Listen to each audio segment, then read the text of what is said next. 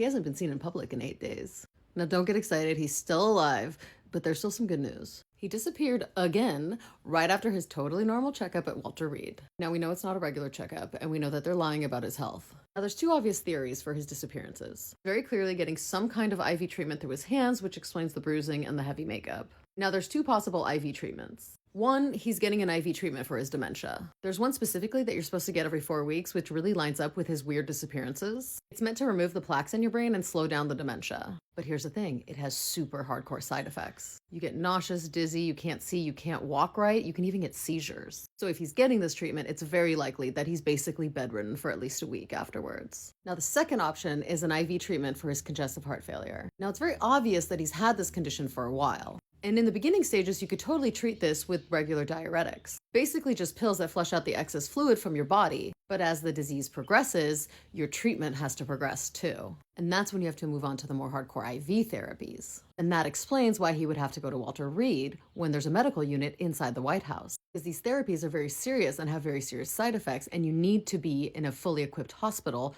to be monitored. And if he is doing this specific IV treatment, that means he's in end-stage heart failure.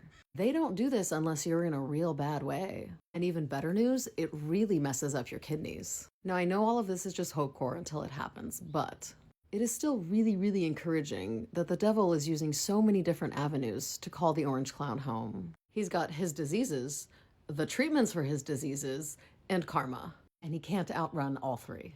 In fact, he can't run at all. He can only waddle around in his big fat diaper.